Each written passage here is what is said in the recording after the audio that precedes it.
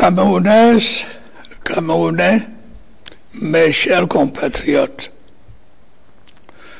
le septennat qui vient de commencer devrait être décisif pour notre pays.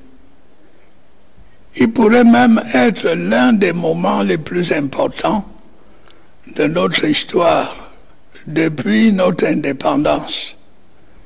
Je m'explique. Au cours du demi-siècle qui vient de s'écouler, nous avons édifié progressivement des institutions démocratiques. Nous nous sommes efforcés d'établir la sécurité sur l'ensemble de notre territoire. Nous avons tout fait pour passer d'un modèle économique obsolète à un système plus moderne et plus conforme à notre intérêt national. Il s'agissait bien entendu d'une œuvre de longue haleine. Certains objectifs, comme l'établissement de la démocratie, ont été atteints. Ceux qui concernaient la sécurité ne l'ont été qu'en partie, en raison de fortes menaces intérieures et extérieures. D'autres, enfin, les plus ambitieux, parce qu'ils visaient la transformation de notre société, ont été patiemment mis en chantier. Des difficultés imprévues ont compliqué notre tâche. Dans les années 80, la forte détérioration des termes de l'échange a compromis notre marche en avant. 10 ans plus tard, la crise économique et financière mondiale a brisé notre élan et ralenti notre croissance. Plus récemment, la baisse des coûts du pétrole et des matières premières a eu le même effet. Mais nous n'avons pas baissé les bras.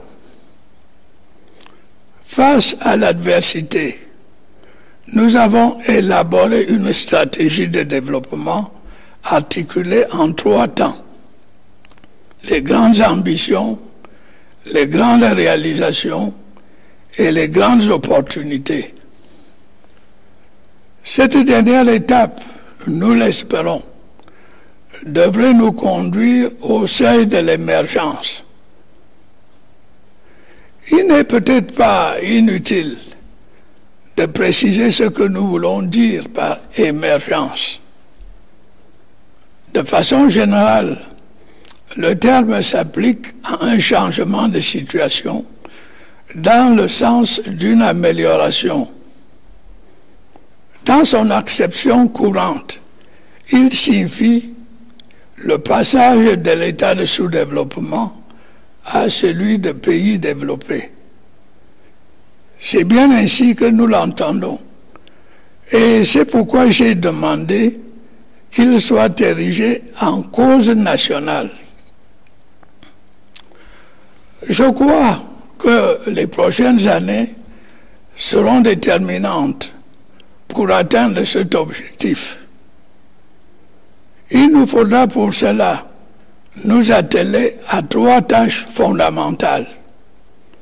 Rétablir la sécurité, conforter notre croissance économique et améliorer sensiblement les conditions de vie des Camerounais. La sécurité étant la condition sine qua non de la paix civile et du progrès économique et social, elle devra avoir la priorité. La situation étant stabilisée à l'extrême nord et sous contrôle à notre frontière orientale, c'est le contexte qui prévaut dans les régions du nord-ouest et du sud-ouest qui retiendra l'essentiel de mon attention. J'ai eu récemment l'occasion de m'exprimer sur les problèmes qui les concernent.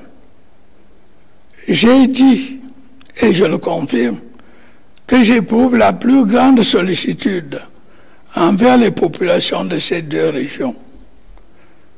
Je suis très sensible à leurs inquiétudes concernant leur sécurité et à leurs aspirations touchant le retour au calme et à une vie sociale normale.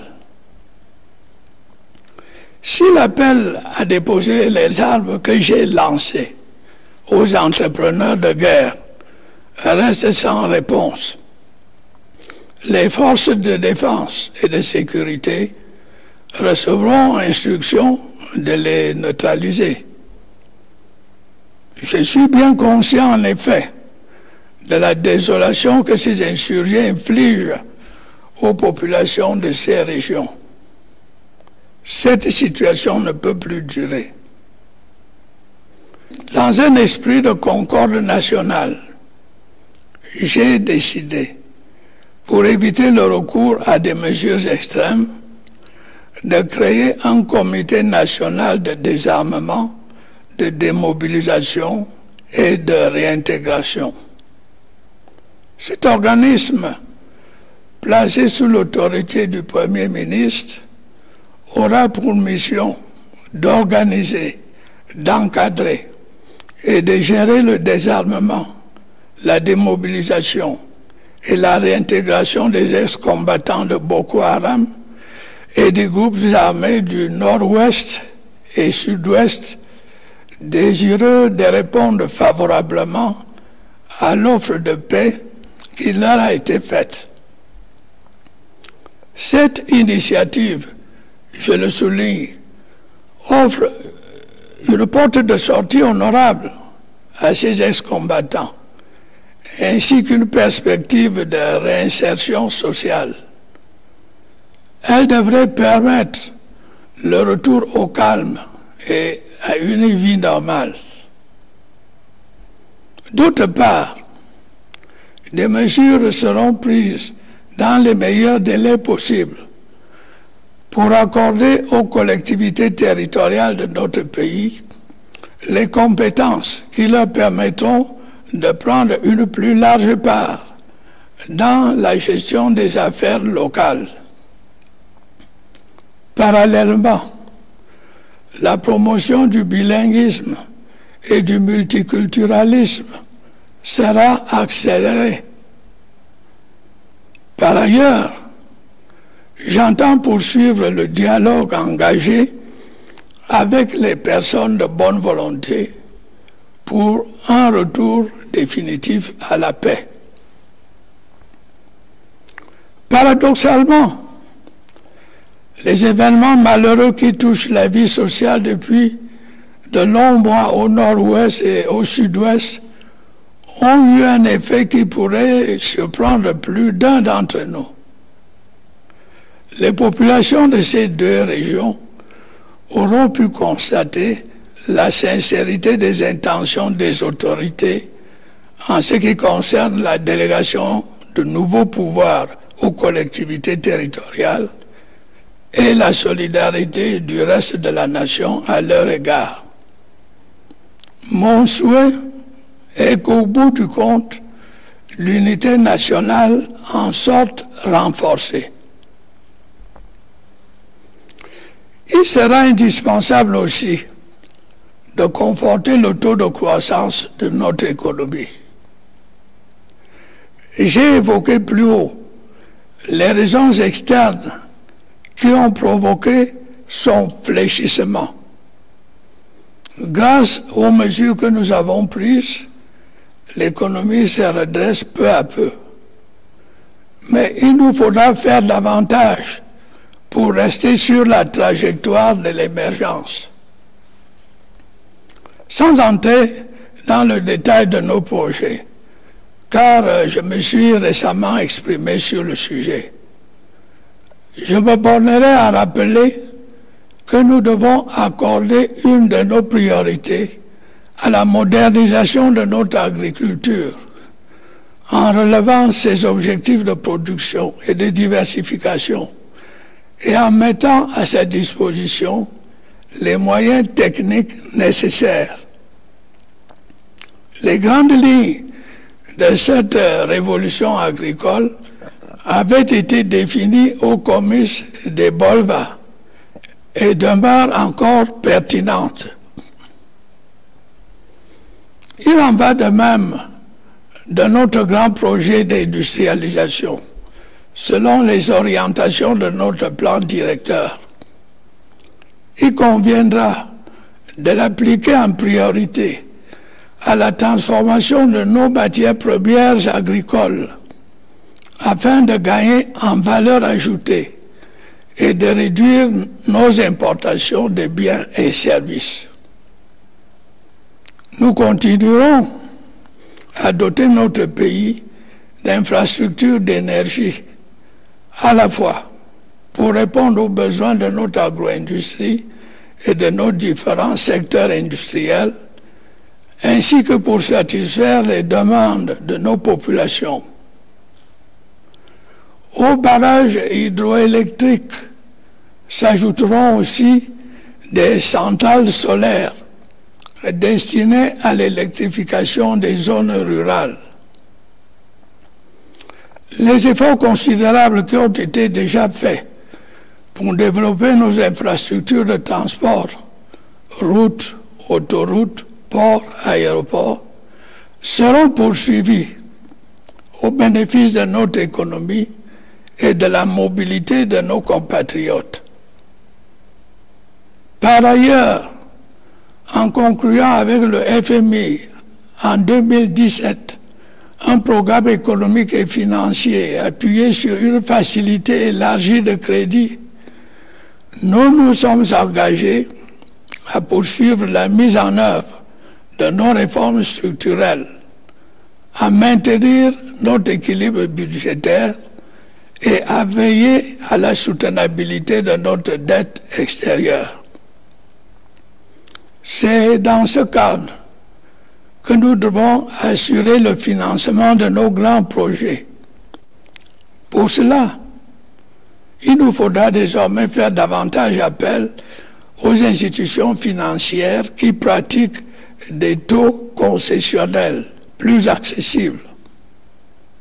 D'autre part, il est inadmissible que la maturation de nos projets prenne beaucoup plus de temps que dans les pays de niveau comparable. Ces délais devront être abrégés. Certains de nos problèmes tiennent au fait que les structures de notre économie nous rendent très dépendants de l'extérieur et en particulier des cours de nos produits de base. J'ai souvent dit que nous sommes en situation de produire une grande partie de ce que nous importons, qu'il s'agisse de produits d'origine agricole ou industrielle. Il faudra absolument en tenir compte. La montée du protectionnisme ne nous laisse guère le choix. Dans le même ordre d'idée, il est indispensable que nous fassions davantage pour intégrer les progrès du numérique dans le fonctionnement de nos services publics et de notre économie. La société digitale qui s'annonce n'attendra pas les retardataires. Une fois notre sécurité rétablie et notre croissance relancée, il nous reste à donner à notre démocratie la dimension sociale qui doit être la sienne. Au cours des dernières décennies, des progrès notables ont déjà été réalisés en ce sens. Il conviendra de redoubler d'efforts pour construire une société garantissant l'égalité des chances et des conditions de vie honorables pour l'ensemble de la population. Nous continuerons donc à étendre un système éducatif de qualité à tous les niveaux, en mettant l'accent sur la professionnalisation, à multiplier les centres de santé, à compléter notre réseau d'hôpitaux de référence et à financer notre régime de sécurité sociale, à résoudre le problème lancinant de l'habitat social, à améliorer encore plus l'accès à l'eau potable et à l'électricité, y compris dans les zones rurales, et enfin à promouvoir le rôle des femmes et des jeunes dans notre société. De cette façon, nous finirons par faire reculer la pauvreté, source de diverses exclusions qui sont encore présentes dans notre pays. Un problème qui me tient particulièrement à cœur reste à résoudre. Je veux parler du chômage, et en particulier de celui des jeunes. Bien entendu, les services de l'État qui sont chargés de trouver des réponses feront ce qu'ils doivent faire. Mais il faut être conscient que ce fléau social qui touche la plupart des pays de la planète est étroitement lié au niveau d'activité économique, autrement dit, à la croissance. C'est pourquoi nous ferons tout notre possible pour encourager et stimuler le retour de la croissance que nous connaissons actuellement. Camerounaises, Camerounais, mes chers compatriotes, voilà donc le triple défi auquel nous sommes confrontés. Si nous restons unis, solidaires et engagés, je ne doute pas que nous puissions le relever. Comme vous le savez, notre pays était engagé à accueillir le grand rendez-vous du football africain en 2019. La Confédération africaine de football, au regard de certaines données, a pensé qu'il fallait procéder à un glissement de date. Nous en avons pris acte.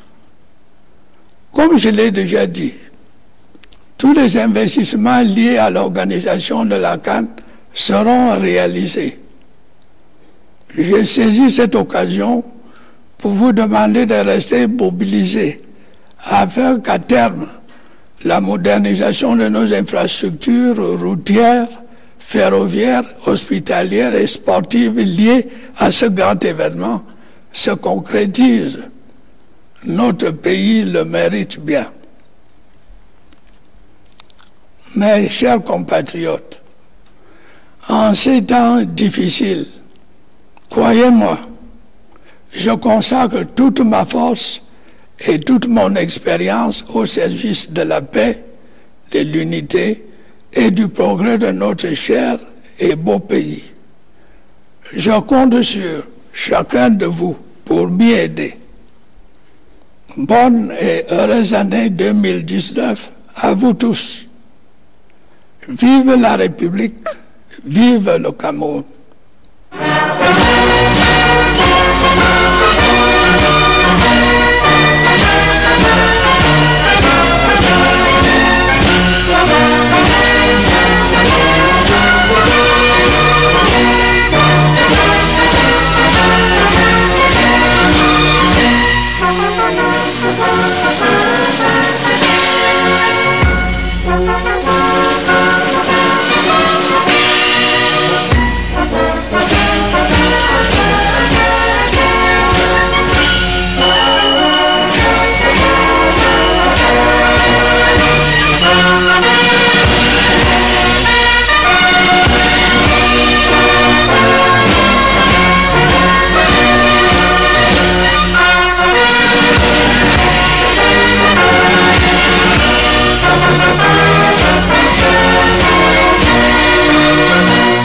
Camerounaises, Camerounais, mes chers compatriotes.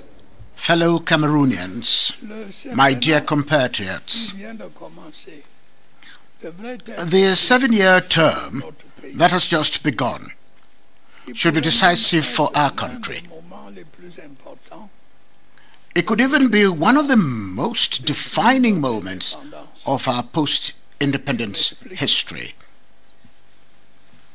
Let me explain. During the past half-century that has just ended, we progressively established democratic institutions. We strove to maintain security throughout our territory.